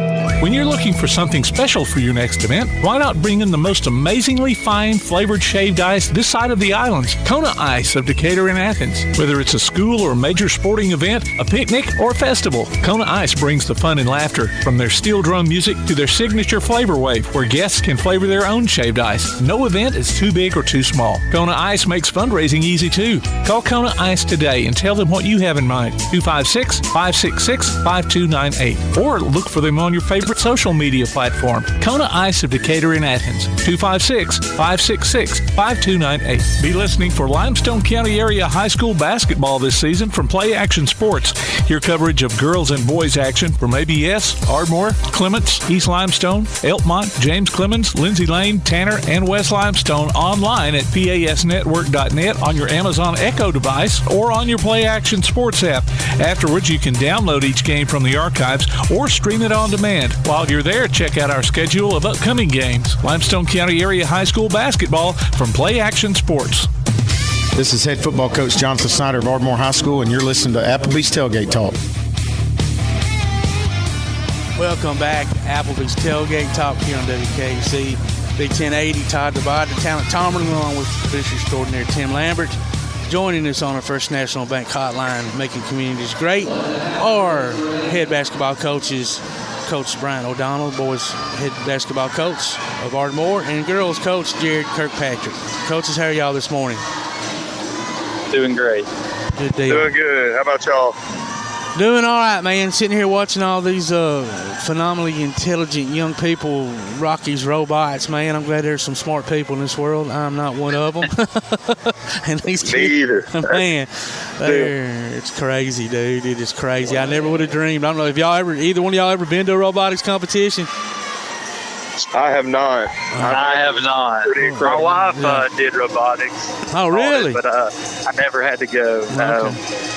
Well, it's different. I was hoping for BattleBots, but it's not BattleBots. But it is some smart young people out there that's created these robots, and they're doing some phenomenal stuff out there. But we're here to talk about basketball. Coach O'Donnell, y'all haven't played yet, is that correct? That's correct. We start Monday night. Okay, and who do y'all open with? Danville. Okay, and Coach Kirkpatrick, y'all are 1-1. Is that correct? That's correct. Played in a tip-off tournament down in Vermont. Played really well the first game. Did not play very well the second game. So. Yeah, I remember seeing that. I don't remember what the score was. I do remember seeing it, thinking, "Ouch!" But we were down 24-2 at the end of the first quarter. That's tough. Yeah, it's kind of hard to pull out of that hole, no doubt. Wow. So what were they like pressing y'all full court? How'd y'all get in such a deep hole so quick? It's a Saturday game, and our girls did not want to be there. That'll do it. Bottom line. We turned the ball over 1 million times, and it was not good. We just wanted to be anywhere in the world but Vermont, Alabama. So. Yeah. Isn't that wild? And listen, I'm not talking about girls in a different way. I mean, boys are, similar in a lot. But, man, when a girl doesn't want to do something, she don't want to do it. If she didn't want to be there, she didn't want to be there. And there's not much a coach or a parent or anybody else can change that. That's for sure. You're not wrong about that. Oh, my goodness. So, East Limestone, Madison Academy, in y'all's area. We talked to Coach Moran and Coach Thompson earlier.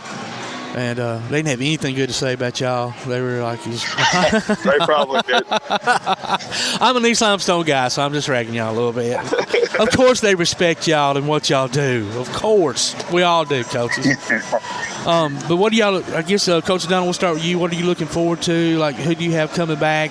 And maybe it's coming up from JV or ninth grade teams or whatever that can help. Yeah, well, no, first off, East Limestone, Coach Moran did a great job in his first year there. And I know they return a lot of their scoring and playmakers, and I look for them to have another big year, especially year 2 under him. I know he's got a lot coming back and runs a great system. And so they're going to have a great season. As far as it's us, we return a decent amount of our scoring. Our point guard will be back. We had our other kind of off guard that would have been a sophomore. He is out for the year, so that kind of thinned us out a little bit at the guard spot. But we've got a couple guys that have stepped up.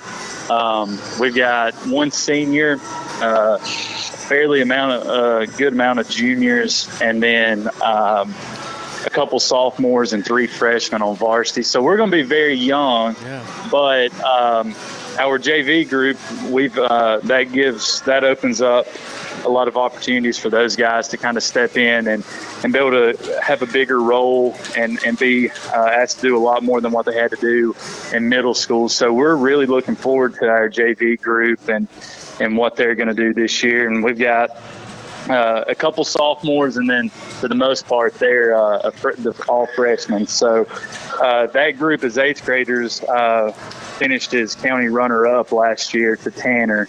And so they've had a lot of success in middle school, and so a lot of those guys that were playing smaller roles now are going to get to step up and kind of be the guy. So we're excited for that and to see what they can do and for the program as a whole. So, yeah.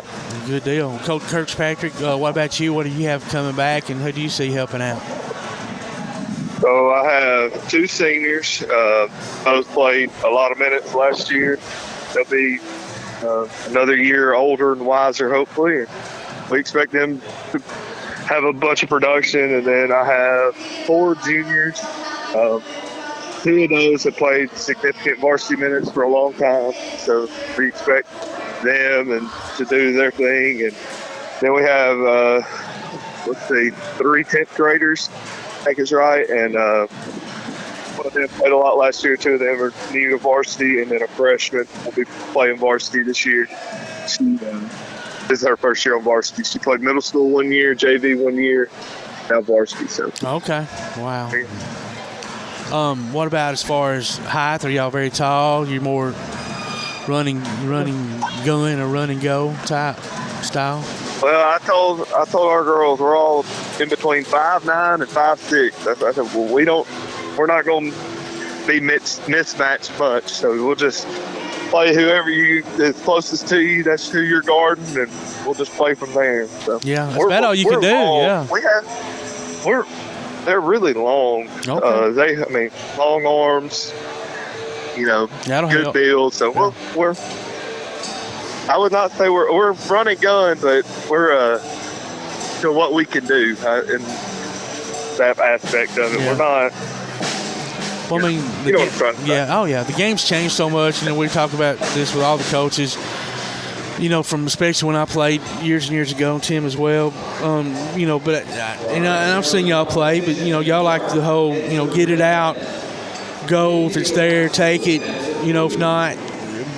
But what are y'all's philosophies on more like, say, you have that guard going to the hole and they're right there for that layup, but analytics say go ahead and kick it out in the corner to that wide open shooter. Is that what y'all kind of like to follow? If we got a wide open layup, we better shoot the layup. But if I know my girls, we're going to kick it to the corner and shoot the 3. That's just the way it's played, man. It's crazy. Yes. Well, we like to shoot the 3, but our whole philosophy is we better shoot it quick before we turn it over. So that's if we hold the ball too long, we're going to end up turning it over. So we like to get it out quick, drive, get a good paint touch, and kick out 3 if we have to. So okay. Coach O'Donnell about the same, or no? We're all going to be at the paint. Any chance we get it inside the paint, we're going to look to get that layup, and we shoot 3s. I think our 3-point percentage from the start of the season to the end, and I think it improved a fair amount. But we still. We like to, attack the basket and really work on our finishes and get the 2. And we'll shoot 3s when we can get them, but they need to be in rhythm with the right guys shooting it. That's kind of where we're at, and it's a little bit harder for us to live and die by it. The girls now, they can. I think I predicted in their first game for them to hit 10 threes. I think they hit 9. So wow. It's fun watching them shoot it and get out here and practice. They'll get out and practice and just, they may go and make 7 in a row, and they're just a fun little group to watch. And we're getting there, but we still like to attack the basket as much as we can. Yeah. It's crazy how we've talked on the show about how, we were all growing up. We were either outside shooting ball all the time, or at least if you were driving around, you'd see somebody outside shooting ball, and you never, ever see that anymore. I happened to see a young man there on the corner of Tanner and Mooresville Road there. He was out there shooting his ball this morning. Made me smile because you just don't, you hardly see anybody out in the driveway anymore. But through the years, and I blame a lot of it on Seth Curry and the way he plays the game, and then, of course, a lot of people follow suit. But, nobody can shoot that mid-range shot anymore. It's amazing. They can hit a 20-footer. They can take it to the goal, but they can't hit a 12-footer or a free throw. We better not shoot that mid-range shot. No. Yeah, it's just a lost art. It is. Kind of a pull-up is you see guys do it. We practice it just within our shooting that we do, and you see guys, their footwork, and they just kind of look so awkward doing it. They're used to catching and shooting it, and it's funny to watch them. And it's like, guys, that the way y'all look at 3-pointers is the way people used to look at pull-ups, and it's funny to watch them, but it's a lost art, and it's something that you really have to practice. If you don't practice it, it's hard. It's hard to hit that shot with footwork and just the way you're being guarded and things like that. And the spacing on the floor the way it is nowadays and everything. It's just changed a lot.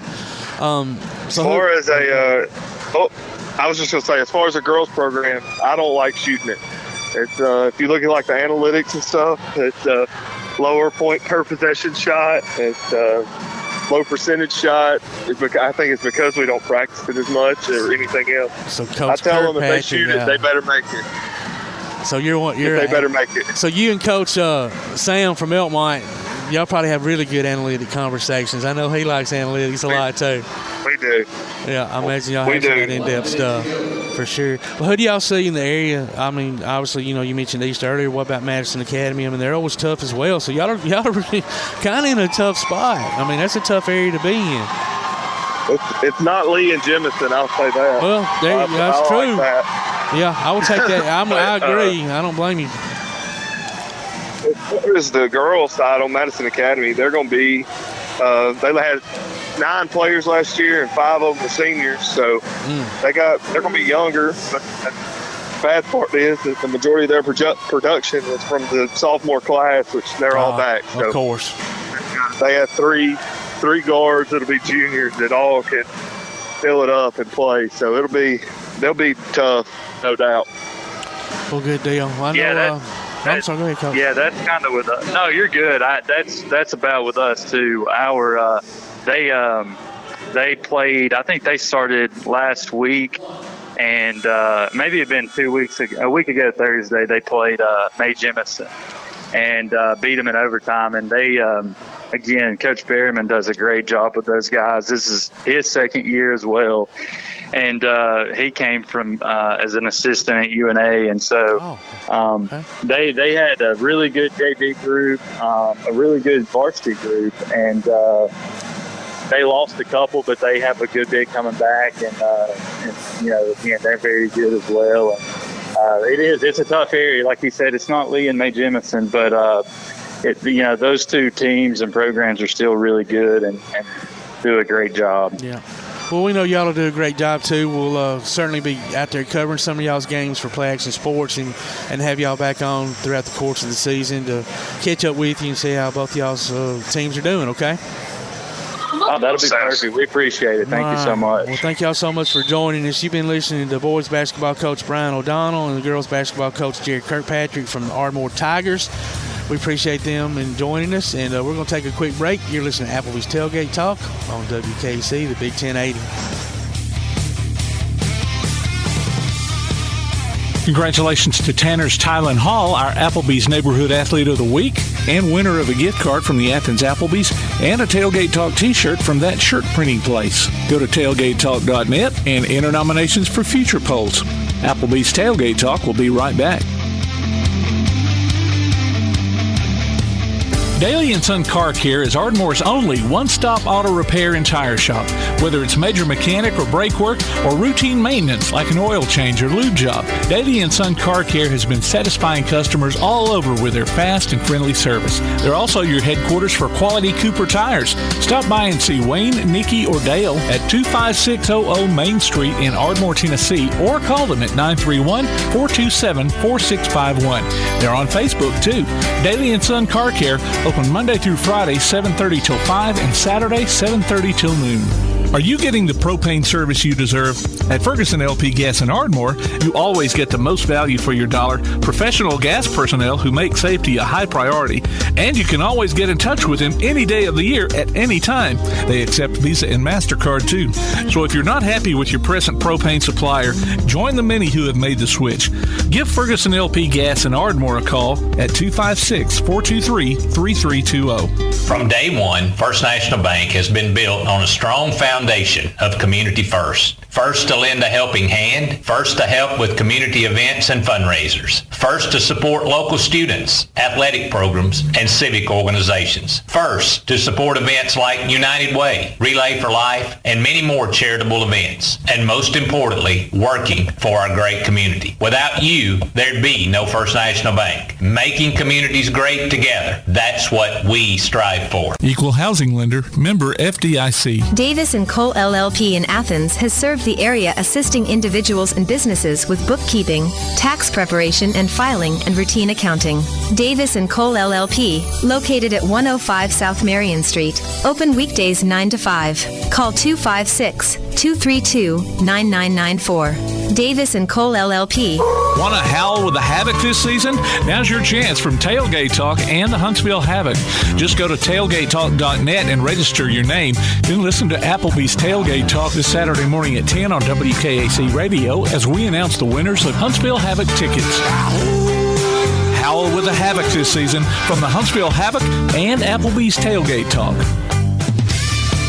Hello, this is Calvin Smith, former world record holder in the 100 meters, 1984 and 88 Olympian, and former Alabama track athlete. And you're listening to Tailgate Talk.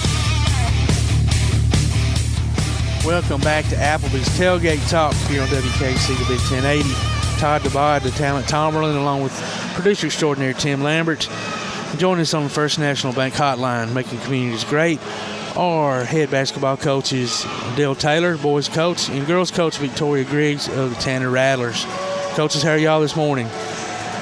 We're great. Doing well. Good deal. Thank y'all for joining us.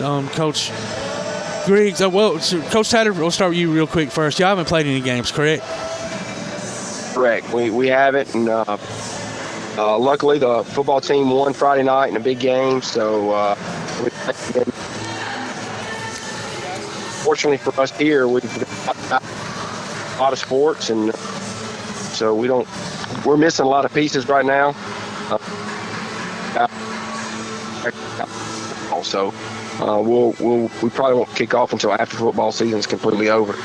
Yeah, I mean, I don't blame you, especially you have that many components out there on the football field. I mean, it's one of those things, and I hate that. I wish there was a bigger gap there where teams weren't affected so much. I mean, I know as a basketball coach you're used to it, but really shouldn't be something you have to get used to. It just shouldn't. I mean, I don't know what the answer is, obviously, especially if you got a team that goes deep in the playoffs, and as which Rattlers could very well do. I mean, they got Pisgah next week, I think, and if that's right. And so who knows. But anyway, Coach Griggs, y'all have started playing.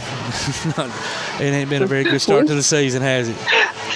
It has not, but we're in the gym working. That is the positive with us. The football going a little bit longer. We get a couple of more weeks to strategize and work in the gym. So we're keep pushing. Yeah, and that's all you can do. I mean, but I don't even know how to say it without. I mean, so what's the attitude? I mean, you're 0-3, and in those 3 losses, none of them have been very close. Are the girls starting to already get down on themselves, or are they able to see that they got to just continue to work to get better? Or, how do you present to them, hey, keep your head on, keep your attitude up, it's going to get better, it's not going to always be this way. I mean, it's got to be hard. It is tough, but I will say, compared to my first year last year, last year I started off with some really, really young girls, so mentally they weren't mature enough to handle it. But this year, my girls are a little bit older on varsity. I have 2 seniors that returned that hadn't played in a little while, but they play for me in volleyball as well. So that maturity and that leadership is there. And then 2 pieces that I had from last year, Paige Castrojohn and Alyssa Wesley, they're juniors. So and it's funny, all 4 of these ladies, they play together on volleyball.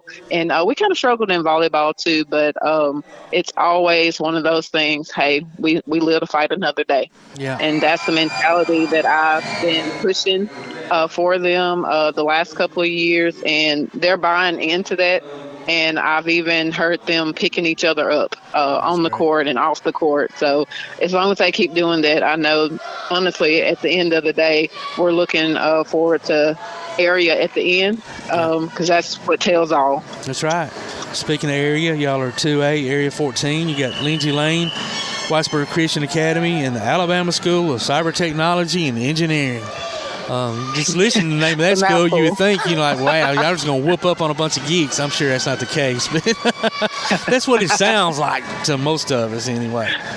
That's for sure. Go ahead. They're better than what you think. Oh, well, no, I'm sure. I went in and looked on their webpage, and it was kind of interesting. They definitely don't have sports on the front for it. You had to forefront. You had to look around to find their sports, and once you found it, looked at their teams, you were like, wow, you can tell they've got some athletes on both boys and girls. So that'll be interesting to see how that plays out. Lindsay Lane, year in, year out, is always pretty good, and Whitesburg Christian is too. So y'all are in a pretty tough area, both y'all. Coach Sider, you want to talk a little bit about it?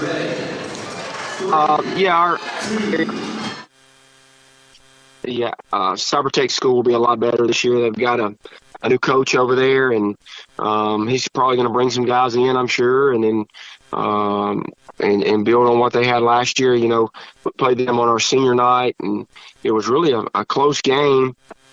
First few minutes of the game, they got some confidence, and we had to really battle back to beat them. But, Lindsay Lane, they lost quite a few guys from their team last year, and Whitesburg, they'll be solid. They're well coached, and they lost the Matthews kid and a few of their shooters they had, but they had some young guys that were really good. They got one kid that's really good. It was just an 8th grader last year.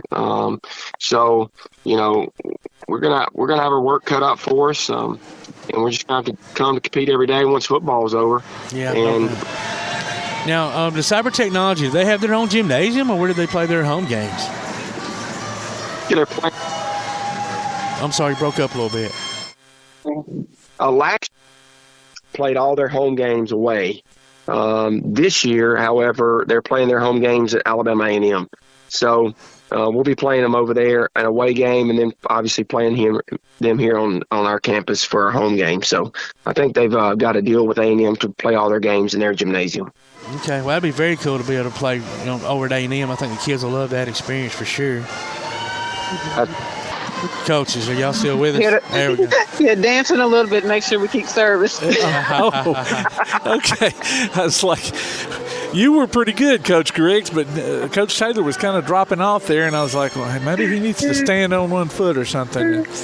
Well, I'm in Tanner, actually. My daughter's playing this morning here at Tanner, and our self-service out here is horrific. So maybe you can hear me a little bit better now. Oh, yes, that's better. Yeah. Is that much better? Yeah, okay. Yeah. Hold your mouth just like that. Gotcha. Won't move. I'd asked, we talked to Coach Moran and Coach Thompson from East Limestone earlier. I'd asked them about this new foul rule and what they thought about it. What are y'all's impressions about it?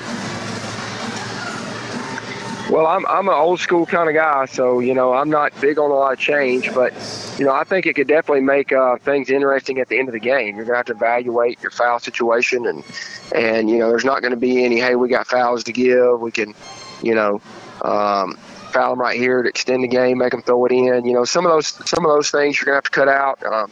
I think it takes out some of the fun of the game too, knowing that you got a 1-and-1 instead of a two-shot situation. So I think that would help to keep some of the games interesting at the end.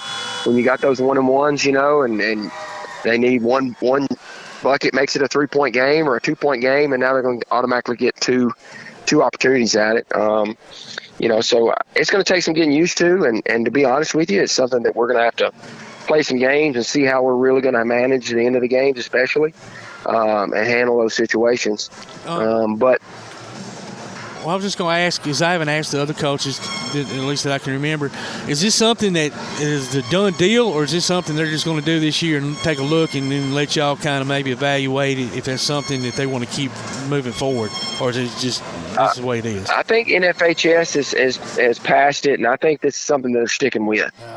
From what I understand, they've always running the data, and they say, situations people get injured and stuff like that, or on the free throw line and fouling at the end of the game, stuff like that. But, I just don't see necessarily from my standpoint, the reason of doing it.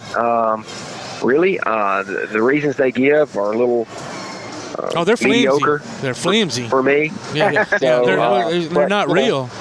I mean, I don't. But I think they're gonna. I think it's here to stay, though. Yeah. Well, I hate that. I mean, I think it takes a lot of strategy for y'all coaches out of the game.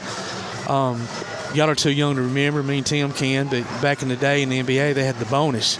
You remember that team where you went to the free throw Three to line? make two. Yeah, 3 to make 2. Yeah. Which they, thank goodness took out of the NBA game, which isn't even basketball anymore, but that's beside the point. But it's not.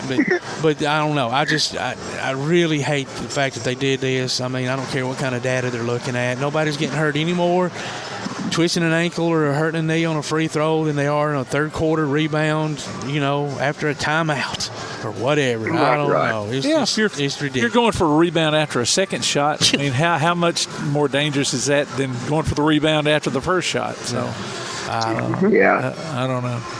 Reminds me of the and I rule. think it's maybe just an effort, too, to cut down on fouls in general. Because, once you get to that 5 threshold in the quarter, then you're automatically going to those 2. And if your guys get that in their mind, then maybe they're less likely to foul. Well, and the other coaches have brought that very fact up. But then that, that's going to change the defensive, not strategy, but I don't know, aggression, or whatever. Right. Intensity is going to change it. And I don't know. We'll just have to wait and see how it all plays out. So maybe it's more having to do with the injuries from maybe an intentional foul. Nobody gets hurt on them. I don't know. I'm just, somebody just touching somebody's rear end. Trying to help them out. Yeah. I'm trying to give them benefit of the doubt. I don't give them benefit of the doubt. I'm going back to I keep thinking about the rules they had during COVID with the jump balls and all that stuff. So only jump balls in overtime. Like you couldn't get COVID in overtime, but you can't do it during. Couldn't do jump balls in the first quarter because God forbid somebody might get COVID. Right. It's amazing at some of the stuff, and these are people that are important and they make decisions for all of us, and that's what's sad. But anyway, well, y'all, we're looking forward to both y'all seasons. Coach Griggs, we know you're going to turn it around. We'll be rooting for the girls, and I know it's the way the season's starting out, it's. I won't say looking bleak because it's early. It's early, and so it's very early. They can do it. Now I know with you at the helm, they've certainly got that opportunity. Coach Taylor, we're looking forward to watching the boys play too. So we'll have y'all back on during the course of the year and see how everything's going. Sure. Well, we appreciate you guys having us. We're looking forward to the season as well, and maybe we can get you guys out to a few games this season. Absolutely. Yeah, Play Action Sports will come out there, and we'll cover a couple of them for y'all. So looking forward to that. So great. Well, all right. Well, that was boys coach Dale Taylor, girls coach Victoria Griggs of the Tanner Rattlers. Appreciate them being on and joining us. We're going to take a quick break. You're listening to Applebee's Tailgate Talk on WKC, the Big 1080. If you have a question, comment, or idea for Tailgate Talk, you can email it to tailgatetalk@hotmail.com. We'll be right back with more of Applebee's Tailgate Talk on 1080 WKAC. Davis & Cole LLP in Athens has served the area assisting individuals and businesses with bookkeeping, tax preparation and filing, and routine accounting. Davis & Cole LLP, located at 105 South Marion Street, open weekdays 9 to 5. Call 256-232-9994. Davis & Cole LLP. Ardmore Telephone Company has been operating right here in your community since the 1950s. Over the years, we've brought you advanced communication services such as telephone, high-speed internet, and security systems. And going forward, we'll be right here ready to provide you with innovative services and the high level of customer service you've come to expect. At Ardmore Telephone, our proof is the test of time, running decades deep. We're Ardmore Telephone, and we are here to stay. For more details, call 1-800-830-9946 or visit ardmore.net. When things go wrong, State Farm is here to help life go right. And Agent Michael Howell is the one who can help get things back on track. See Michael for your auto, home, life, health, property, and business insurance, and be ready for those unexpected twists that life throws at you. Ask about banking and annuities, too. Call State Farm Agent Michael Howell at 232-5400. Visit him online at michaelhowell.net or go see him at 903 South Clinton Street in Athens. State Farm Agent Michael Howell. There when things go wrong, here to help life go right. While others have come and gone, the Lion's Den Gym has been roaring as a workout and exercise fixture in Athens, growing from its humble basement beginnings in 1981 to their current 10,000 square foot location at 212 Commercial Drive in Athens. The Lion's Den offers 24/7 access to their ever-expanding equipment collection that includes treadmills and climbers, elliptical trainers, stationary bikes, loose weights and dumbbells, and over 45 different weight machines. Contact the Lion's Den Gym about a membership today. at 256-652-2627. Visit them online at lionsdengym.com or on Facebook, the Lions Den Gym, 256-652-2627. PASnetwork.net. It's now your gateway to the Play Action Sports Network. Whether it's Play Action Sports coverage of school, youth, and amateur sports from Athens and Limestone County, or Calhoun basketball, James Clemens sports, and Applebee's Tailgate Talk via PAS Plus. PASnetwork.net. Follow the links to download apps to hear live streams and podcasts, enable Alexa skills, or listen live on your computer. Covering Athens and Limestone County area sports, PASnetwork.net. This is Oscar Bonds at Tanner High School, and we're listening to Applebee's Tailgate Talk. I'm all about that action. I'm all about that action. I'm all about that action. I said I'm all about that action. Welcome back to Applebee's Tailgate Talk here on WKC, the Big 1080. Todd DeBod, the talent Tomerlin, along with producer extraordinaire Tim Lambert. We're here at the Calhoun Community College at the best robotics competition. I want to do a quick rundown before we join our next guest. The teams that are involved today are Decatur, Austin, the Robotics Coalition, so pretty cool that the schools of Decatur and Austin, the big rivals and everything else, are combining for this competition. You got Athens Bible School, you got Randolph, Winfield High School, Crossroads Christian School, Pleasant Valley High School, and Huntsville Christian Academy. So wishing all of them good luck. They're down there competing. This has been a really cool day, and it goes on to 4:30 here at Kelly Gymnasium at Calhoun Community College. So if y'all want to come see some cool robotics, come on down. Like I said, it lasts till 4:30. Now we're going to be joining our special guest segment sponsored by Yellowhammer Roofing, our SEC guru, AP Steadham. AP, how you doing this morning? Hey, good morning. So glad to be on Applebee's Tailgate Talk, WKAC 1080 AM, Athens, Alabama.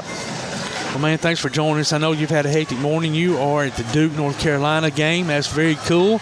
Should be a very good game.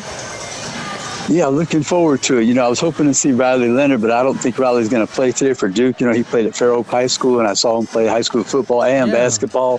Could have played both sports, but we'll get a chance to see Drake May. His original commitment to Alabama, I believe. Yeah, so he's one of those top quarterbacks, so I'm interested to watch him play. I've never covered a game at Carolina, and then tomorrow I'll go to see Carolina play basketball, too. I can't remember the opponent, but we're going to watch him play basketball tomorrow. I hate you right now, man. North Carolina's my second team. I've got more North Carolina basketball stuff than I probably got Alabama. And I've got more basketball. I've got more Alabama basketball stuff than I do football. So that shows you how much I love the game of basketball. But oh, my goodness, yeah. I told you a while ago the score was Alabama 21-0. UK just scored, so it's a minute 30 left to go in the first, and it's 21-7 now. So Kentucky did get on the board, unfortunately. Yeah, I mean, it seems like Jalen Milroe, he has hit his stride now. I think Last time I looked, he was 6 for 6. At the time I looked, probably the statistics changed, but Alabama's become potent on offense, and they played relatively good defense. We know in this era, defense is all relative. But Kentucky, they could come back on them, I guess. They got a player of the year from the ACC 2 years ago, Devin Leary, the quarterback, and they got 3 receivers that are pretty good players. If they can catch the football for them, support them. Yeah. But anyhow, so 21-7. Yeah, Jalen 7 for 7, 108 yards and 2 TDs, and Leary is 3 for 6, 14 yards and 1 TD. So even though he's 3 for 6 for 14 yards, he did throw a touchdown pass. So. Anyway, right. So we got some other big games. You got Auburn and Arkansas at Arkansas. Razorbacks favored. I thought that was interesting. By 3, by 3 points. But what happened was Rocket Sanders came back. So, he had 90 yards or so the whole entire year. He hadn't played, and he had 100 last year in that victory overtime down in Gainesville, Florida. So that's a difference for that offense. Maybe that's why he was a difference and why they're favored. Plus, they're playing at home, and they're playing a lot of pride. I know Auburn and Arkansas, that game kind of goes back and forth through the years. Yeah, it does. In Arkansas, they've always given Alabama off and on grief, and Auburn as well. So, Sam Pittman, I like him as a coach. He's done a good job there. Record doesn't really reflect it, I guess, but they're never an easy out. It doesn't seem so. No. No, they played. I saw them play LSU tough. They played Alabama tough. So they've got some talent, and it just depends on how they're clicking on offense that day. But Rocket Sanders is back, so that's a big lift for them. Yeah. Before we get into more SEC games, the news came down last night about Harbaugh being suspended through the last 3 regular season games for the whole recruiting / I guess stealing signs, whatever. All right, sign stealing, right. Of course, they've got Penn State. They're playing right now. I haven't seen a score. I believe they're playing an 11 o'clock game. Right, it was 0-0 last time I checked, and I got off the plane. But Michigan's the line didn't move. They're still favored by like 4.5. So didn't affect him being there or not. Of course, you got Ohio State coming up.